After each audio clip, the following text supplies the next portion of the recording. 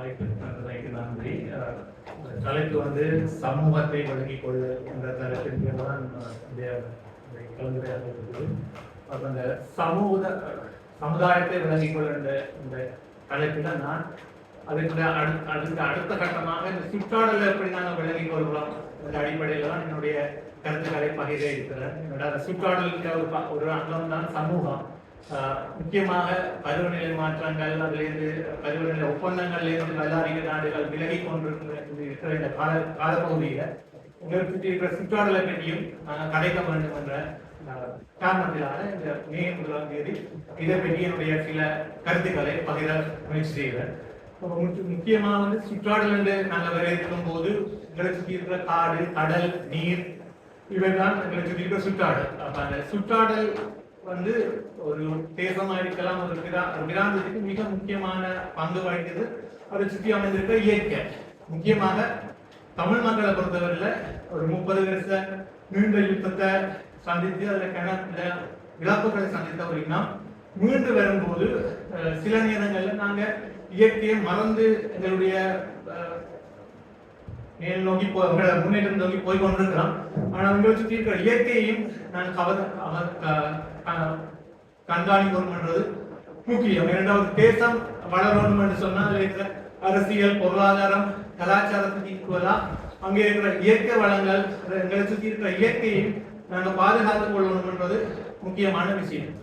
முக்கியமாக இலங்கை எடுத்துக்கொண்டோம்னு சொன்னால் வடகிழக்கு பகுதியில இயற்கை என்ன நிலைமையில இருக்குது என்ற பற்றின ஆய்வுகள் மிகவும் குறைந்த மட்டத்திலேயே காணப்படுகிறது. உதாரணத்துக்கு இயற்கை என்று சொல்ல போனா காடுகள் என்று சொன்னா வனப்பகுதிகள்ல இலங்கையில மொத்தமாக 25 பாதுகாக்கப்பட்ட வனப்பகுதிகள் காணப்படுது. இதுல வந்து வடகிழக்குல வந்து 9 வனப்பகுதிகள் காணப்படுது. வடக்க பொறுத்தவரையில் 4 வனப்பகுதிகள் பாதுகாக்கப்பட்ட வனப்பகுதிகள் காணப்படுது. சுண்டிக்குளம், நெடுந்தீவு, ராமர் பாலம், அடம்ஸ் பார்க் சொல்றது மற்றும் மடுப்பாதை, இந்த 4 வனங்களும் தான் வடக்கில் இருக்க பாதுகாக்கப்பட்ட வனப்பகுதிகள். இதையும் தாண்டி இலங்கை வடபகுதியில் வனப்பகுதிகள் இருந்தாலும் அது எவ்வளவு தூரம் அடையாளப்படுத்தப்படுவது இல்லாட்டி பாதுகாக்கப்படுவது கேள்விக்குறி. இதுல இன்னொரு பக்கம் இருக்குது என்னன்னு சொன்னா, அரசு மயப்படுத்தப்பட்ட வனவிலங்கு சபைகள் இல்லாட்டி வனவிலங்கு சம்பந்தமான அமைப்புகள் எல்லாம் அரசியல் மயப்படுத்தப்பட்டிருப்பதால அதன் மீது தமிழ் மக்களுக்கு இந்த காலம் ஒரு சந்தேக கண்ணுடன் இருக்கிறது. உண்மையாகவே அவர்கள் வனத்தை பாதுகாக்கிறதுக்காகத்தான் செய்கிறார்களா, இல்லாட்டி இடங்களை தங்களுக்கு எடுத்துக் கொள்வதற்காக செயற்பாடு ஈடுபடுகிறார்களா என்ற ஒரு கேள்விக்குறி தமிழ் மக்களுக்கு சந்தேகம் இருக்கிறது. அந்த சந்தேகத்துக்கு நியாயமான காரணங்கள் இருந்தாலும் மற்ற பக்கம் எங்களுடைய சபைகளில் எங்களுடைய பக்கங்களிலும் நாங்கள் எங்களுடைய இயற்கையை பற்றி எவ்வளவு தூரம் ஆராயிரம் என்றது முக்கியம். கடந்த 30 வருடங்கள்ல விடுதலை புலிகள் காலத்துல அவர்கள் என்வாயன்மெண்ட்டுக்கு என்று சொல்லி, சுற்றாடலுக்கு என்று சொல்லி ஒரு நிர்வாக பிரிவு அமைச்சு அதுக்குரிய தளபதிகளை அமைச்சு அதை சிறப்பாக மேற்கொண்டுள்ளார்கள் என்றுதான் வரலாறு கூறுகிறது. நம்ம 2009 யுத்தம் முடிந்த பின்னர் கடந்த 17 வருடங்களாக எங்கள் இயற்கை வளங்களுக்கு என்ன நடக்கிறது, அதை பற்றி ஆராய்ச்சிகள் நடக்கிறதா என்பது கேள்வி மட்டத்திலே தான் இருக்கிறது. இன்னும் ஒரு உதாரணம் சொன்னா, விடுதலை புலிகள் காலத்திலே அவர்களுடைய தேசத்தினுடைய தேசிய விலங்காக சிறுத்தையை அறிவித்திருந்தார்கள். இலங்கையில் இருக்கும் சிறுத்தைகள் வந்து பந்தரஸ் கொட்டியாண்டு விஞ்ஞான பேரில் அடைக்கப்பட்ட இந்த சிறுத்தைகள் வந்து இலங்கைக்கே உரித்தான சிறுத்தைகள். இந்த இலங்கையில் மட்டும்தான் இருக்கக்கூடிய சிறுத்தைகள்.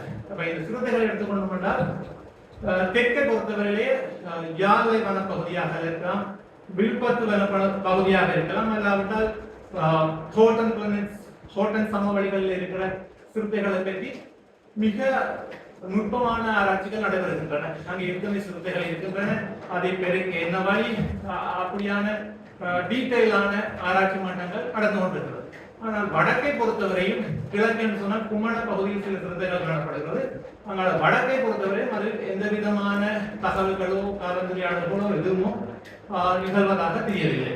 ஒரு 4-5 வருடங்களுக்கு முன்னர் வன்னி பகுதியில் ஒரு சிறுத்தையை சில இளைஞர்கள் கொன்று வெற்றி கொண்டாட தெரிந்தார்கள். அந்த காணொளிகள் சமூக வலைதளங்களில் மிக விமர்சனங்களை உருவாக்கியது. அதனுடைய மூல காரணம் என்னென்றால் அதனுடைய அறியாமை. ஒரு 100 வருடத்துக்கு முன்பு சிறுத்தை என்பது ஒரு பயங்கரமான கொடிய விலங்கு. ஆனால் இப்போது நிலைப்பாடு என்னென்றால் ஒரு வனத்தை பாதுகாப்பதற்கு மிக முக்கியமான ஒரு விலங்கு. அந்த வனத்தினுடைய பேலன்ஸை பேணுவதற்கு சிறுத்தைகள் முக்கிய பங்காற்றுகின்றன. அப்ப எங்கள் வடகிழக்கு சார்ந்த பிராந்தியத்தில் இந்த இயற்கை சம்பந்தமான இயற்கை செழித்த பிரதேசம் தான் இந்த வடகிழக்கு. இன்னொரு சிறுத்தை காப்பால் இன்னொரு உதாரணத்தை எடுத்துக்கொண்டு சொன்னா வலசை பறவைகள், அதாவது மைக்ரேட்டிங் பேர்ட்ஸ் சொல்லுவோம். வடதுருவத்திலிருந்து தென்துருவம் நோக்கி மைக்ரேட் பண்ற வெளிநாட்டு பறவைகள் அநேகமாக வந்திருக்கக்கூடிய இடங்கள்லாம் இந்த வடபகுதியில் இருக்கும் வெட்லேண்ட் சதுப்பு நிலங்கள் தான் இவைகள் வந்து குஞ்சு பொறித்து திருப்பி மறுபடி போகக்கூடிய இடங்கள். அப்ப இந்த பறவைகளும் வந்து வடக்கில வந்தாலும் தெற்கில் இருக்கும் சில தோழர்கள் அங்கு சென்று ஆராய்ச்சிகள் செய்யறாங்களே தவிர அந்த பிராந்தியங்களில் வெறும் சிறிய அளவிலேயே அதுக்குரிய கலந்துரையாடல்கள் நடைபெறுகிறது. ஏனென்றால் ஒரு தேசம் என்று இருக்கும் போது அந்த தேசத்தில் இருக்கிற இயற்கைக்கு மிக முக்கிய பங்கு இருக்கிறது.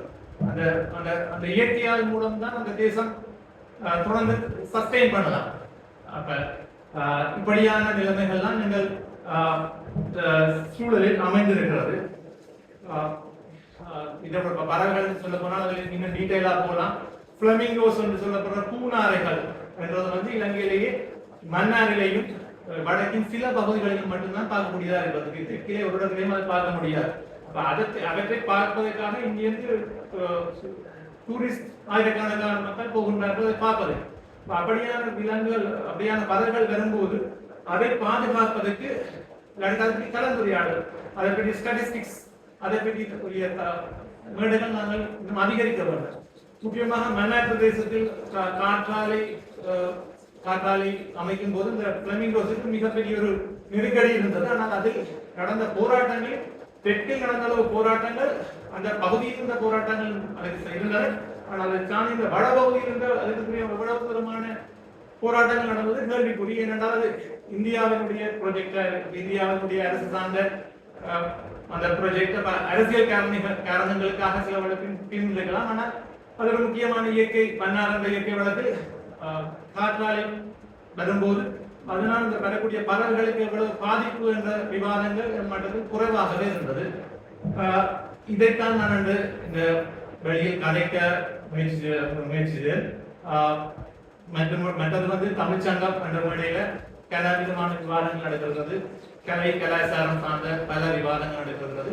என்னுடைய தாழ்வான வேண்டுகோள் என்னவென்றால், அத்துடன் எங்கள் சார்ந்த இயற்கை, வனங்கள், விலங்குகள், பூச்சிகள் இது சார்ந்த விவாதங்களும் கலந்துரையாடல்கள் நடைபெற வேண்டும். தெற்கிலே பலவிதமான போரம்ஸ் இருக்கிறது. வனாதி பூஜைகளுக்கு கூட குழுக்கள் அமைக்கப்பட்டு பல ஆண்டு காலமாக அதனுடைய டேட்டாஸ் கலெக்ட் பண்ணி அது கலந்துரையாடல் நடைபெறுகிறது. நாங்கள் ஒரு யுத்தத்தால 30 வருஷத்துல உடைமைகள் இழந்ததை தவிர எங்களுக்கு சில 10-20 வருஷம் நாங்கள் பின்னோக்கி இருப்பதற்கு காரணம் வந்து ஒரு கொடிய யுத்தத்துல நேரடியாக பாதிக்கப்பட்ட இனம். அப்ப அந்த இனம் திருப்பி ரீபில் பண்ணி வரைக்க இந்த இது சார்ந்த விஷயங்களை எங்களுடைய போரம்ஸ்ல கதைக்கணும். அதுதான் வாய்ப்பளித்தமைக்கு நன்றி.